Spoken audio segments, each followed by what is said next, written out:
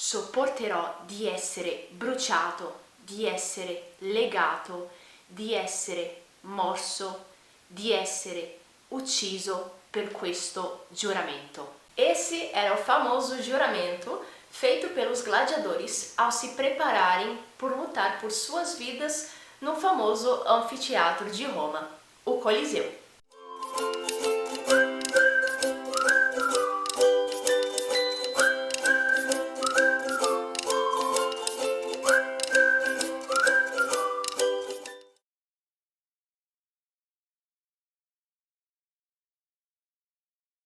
Bom, pessoal, para nós entendermos a origem do Coliseu e quem teve essa ideia de construir esse anfiteatro, nós temos que entender primeiramente o contexto histórico em que Roma se encontrava.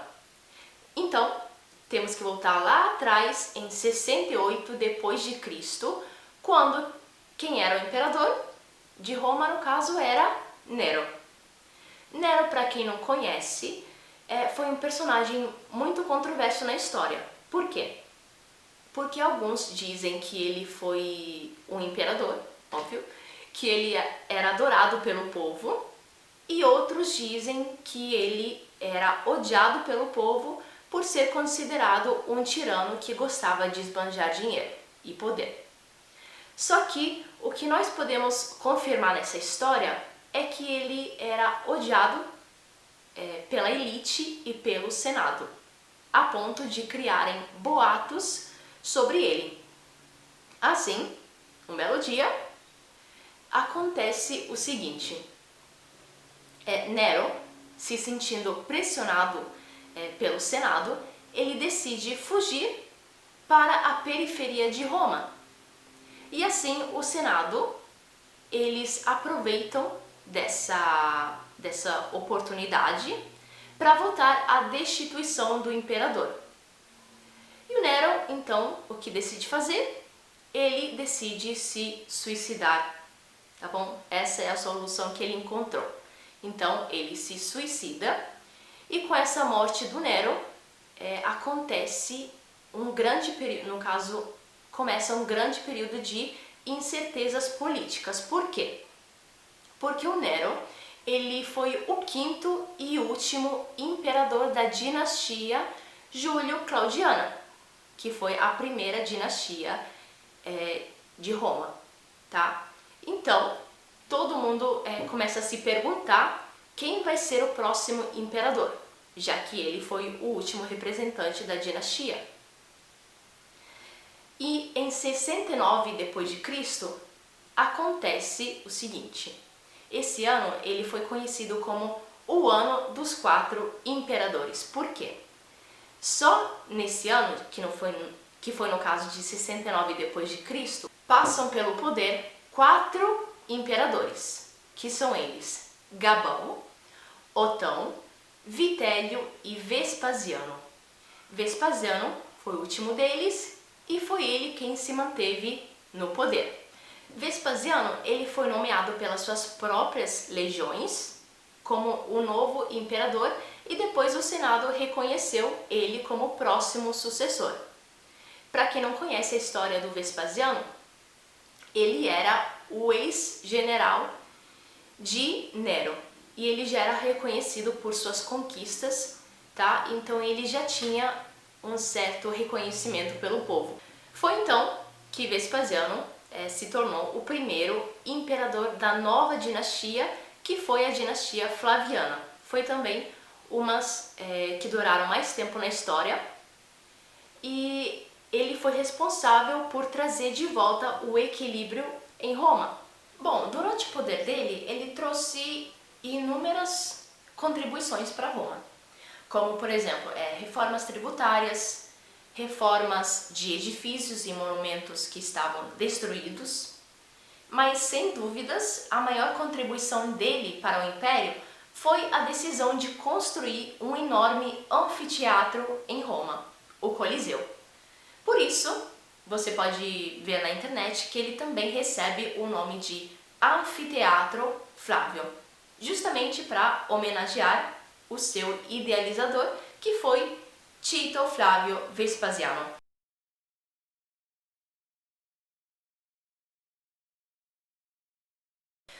Como vocês podem imaginar, empreender a obra do Coliseu não foi nada fácil, porque eles tinham que achar um lugar no solo onde estivesse totalmente nivelado, para justamente poder receber a estrutura do Coliseu, que era uma obra gigantesca, então não era qualquer lugar que podia receber essa base desse monumento.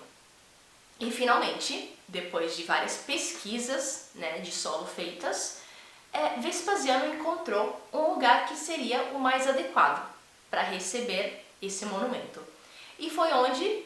Foi em um local um pouco inusitado. Foi o lago artificial da Domus Aurea. A Domus Aurea era o palácio onde morava o Nerone.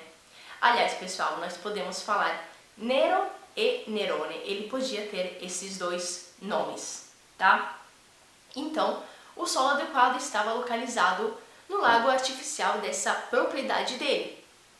Então, o que tiveram que fazer? Tiveram que drenar toda aquela água do lago artificial, que era uma área grande, e também tiveram que tirar aquela terra que estava ali no lago. E eles fizeram isso e transportaram tudo para o rio Tevere. Vale lembrar que a única coisa que o Vespasiano conservou daquele palácio, que era do Nero, foi a enorme estátua que tinha dele. A única coisa que ele mudou, aliás, foi muito esperto, ele mudou somente a face dessa estátua, que antigamente era do Nero, em homenagem a ele, óbvio, e ele mudou para a face do deus Sol. Então a única coisa que ele conservou foi essa estátua gigante que ficou do lado do Coliseu, que era a antiga propriedade do Nero.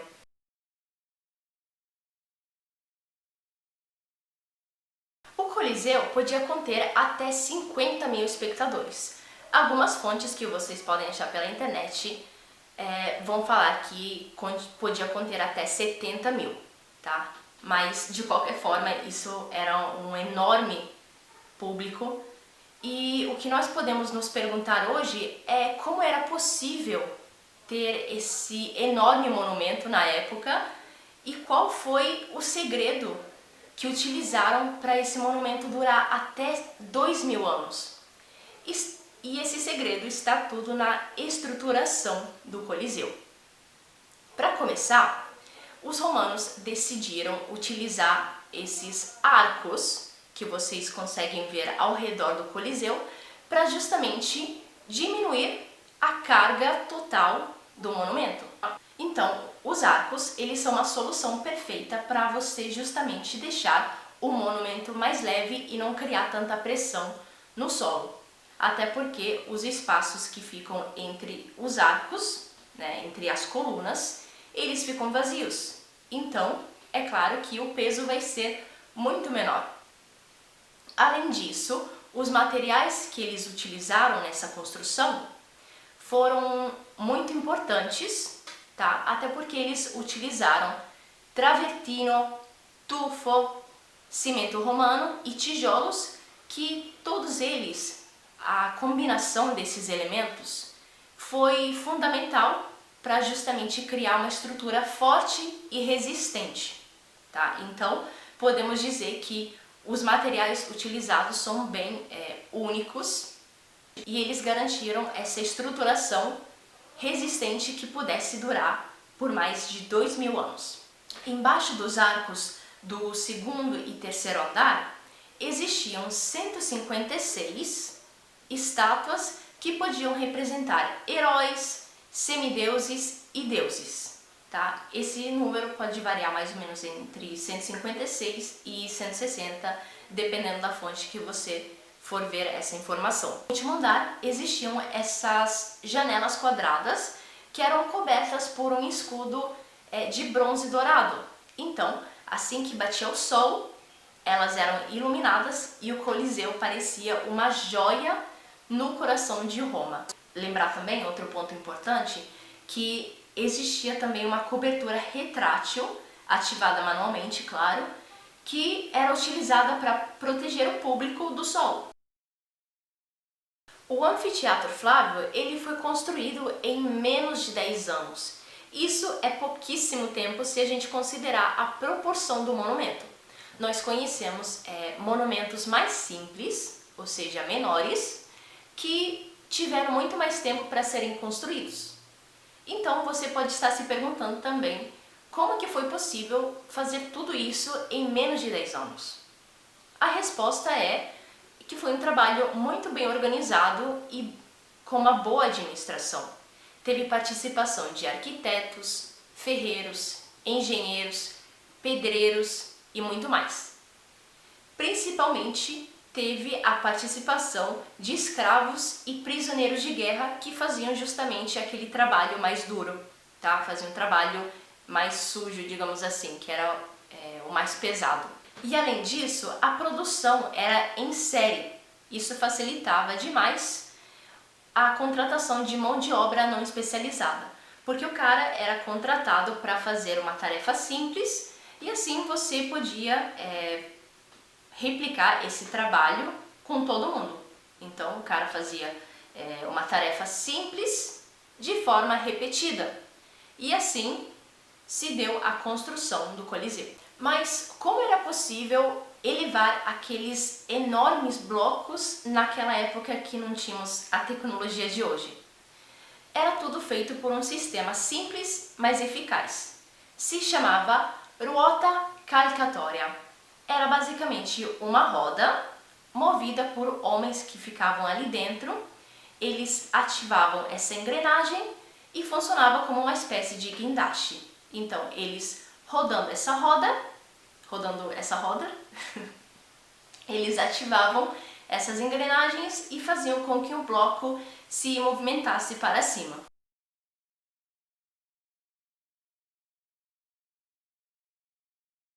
Finalmente chegou a grande inauguração do Coliseu, que foi em 80 d.C. Só que Vespasiano, ele morre infelizmente em 79 d.C. e ele não consegue inaugurar a sua grande obra. Quem vai inaugurar o Coliseu no lugar dele vai ser o seu sucessor, seu filho mais velho, Tito. E essa inauguração foi uma das mais emblemáticas da história de Roma, porque duraram 100 dias. Exatamente, foram 100 dias de espetáculos, execuções, batalhas de gladiadores, que vamos falar daqui a pouco, e também de morte de vários animais. Inclusive, os registros falam que foram cerca de 5.000 mortes de animais. Exatamente, para vocês terem uma ideia dessa grandiosidade da inauguração. Inclusive, alguns relatos falam que existiram batalhas navais, simulações de batalhas navais. Só que outros historiadores argumentam que isso não era possível, porque não teria uma estrutura para inundar a arena e não teria também uma profundidade suficiente para justamente fazer essas simulações de batalhas navais.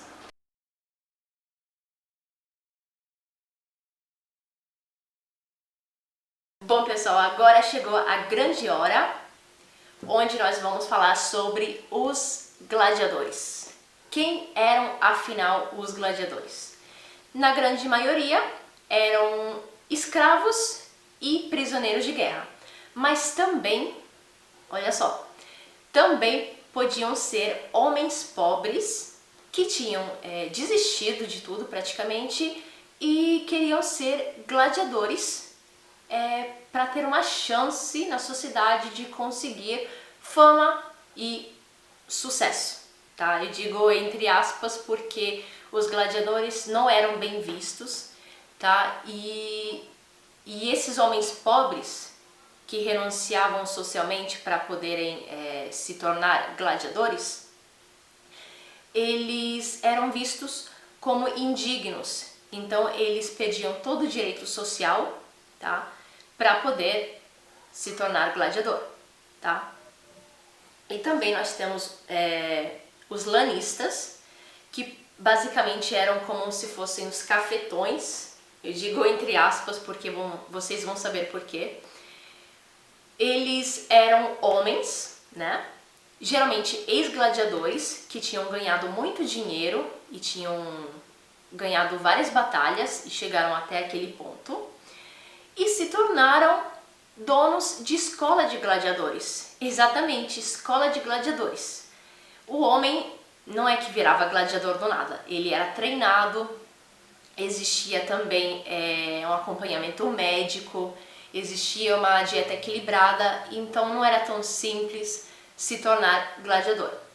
E esses lanistas, eles iam pelo império todo em busca de homens que pudessem ser, né, combatentes. Então eles pesquisavam e recrutavam, né, esses homens para suas escolas de gladiadores. Inclusive, se você viu o filme O Gladiador, eu sei que é muito antigo, mas você deve lembrar desse cara aqui do filme, que vai aparecer na tela. Foi ele, no caso, que recrutou Maximus. No caso, ele estava fragilizado e tudo mais, então ele capturou o Maximus e treinou ele para se tornar um gladiador. Então, pessoal, esses caras, os lanistas, eles eram homens que eles faturavam muito dinheiro com os gladiadores. Por quê? Porque a arena, além de ser um palco para combates, ele era um palco para muitas apostas. Então todo mundo apostava, seja rico, pobre, geralmente eram mais ricos que apostavam mais dinheiro, claro, que faziam a maior parte da movimentação de dinheiro. Então, esses lanistas, eles ganhavam muito dinheiro. E é interessante saber isso porque mesmo quando os seus gladiadores, no caso da escola que ele treinava, que ele tinha, mesmo quando eles morriam, ele era ressarcido, ou seja, mesmo com a morte deles, ele não perdia dinheiro, tá? E também, os gladiadores eram usados como prostitutos. Por isso que a gente faz a comparação dos lanistas como se fossem cafetões, tá? Além dos combates que os gladiadores faziam, eles eram também, algumas vezes, eles eram também usados como prostitutos, tá? Por isso também que eles tinham essa má imagem, essa imagem negativa pela sociedade. Inclusive, pessoal, a principal escola de gladiadores da época era a Ludus Magnus, que fica exatamente ao lado do Coliseu. E existia também uma passagem subterrânea que eles utilizavam para conectar da escola de gladiadores até o Coliseu. Se inclusive você tiver oportunidade de visitar o Coliseu, eu acho muito legal você também dar uma passada nesse lugar que antigamente era a escola de gladiadores, tá? Que fica bem ao lado ali, é só você atravessar uma ou duas ruas e você vai ver o que ficou remanescente do que era a escola de gladiadores, a principal. E vale lembrar também, pessoal, que não existia somente um tipo de gladiador, existiam várias modalidades, cada um com suas armas e suas armaduras diferentes. Então eu tenho aqui minha colinha, que eu vou colocar na tela para vocês, porque aqui são somente as principais, existiam muito mais que isso. Então aqui nós temos alguns exemplos, temos Secutor, Provocator, Oplômaco, Trácio, Reciário e por assim vai. Essas são as principais modalidades utilizadas pelos gladiadores. Como vocês podem ver, aqui temos o Reciário, ele não tem elmo, tem uma rede que usava para capturar o oponente e ele tem também um tridente, tá? Que era feito para justamente dar os golpes e ferir o oponente. Esse combate aqui era feito mais a longa distância. E também é interessante vocês saberem que ele era escolhido mais por aqueles caras que eram como se fossem os bonitões que queriam chamar a atenção das mulheres no público, tá? Aqueles mais feinhos ficavam com elmo mesmo, brincadeira, mas esse combate com elmo também era muito utilizado justamente porque dava uma proteção para uma região vital do corpo, que é a cabeça e o pescoço. Então nós temos, por exemplo, o Trácio, que tinha o elmo, a penagem também. Ele podia ter um escudo que poderia ser redondo ou então retangular. A espada dele era uma mais curta e mais curvada, ele tinha proteção na parte de baixo, né, nas pernas. Nós temos outro, por exemplo, temos o Provocator, também tem um elmo bem estruturado, tem uma proteção de braço, uma espada afiada também. Depois temos o Oplômaco, que ele tem uma espécie de lança, o escudo dele é um pouco menor. Então, cada modalidade desses gladiadores tinha seus prós e contras. Eles iam priorizar uma parte específica do corpo e iam deixar uma mais exposta, tá? Então, isso variava conforme cada gladiador. Bom, pessoal, por baixo daquela imensa arena também existia um vai e vem muito grande de pessoas, animais, gladiadores, funcionários do próprio Coliseu. Então tinha vários corredores, que inclusive vocês conseguem ver ao entrarem dentro do Coliseu, esses corredores. E esses animais e os gladiadores, eles podiam ser elevados até a arena por meio de elevadores feitos de madeira, tá? Então existiam esses elevadores para justamente fazer essas aparições surpresas desses animais ou então gladiadores, tá? E além disso, existiam os efeitos especiais da época, claro que não eram avançados como hoje em dia, que nós temos tela verde e tal, tudo mais, mas eram cenários, né, peças cenográficas simples que ajudavam a criar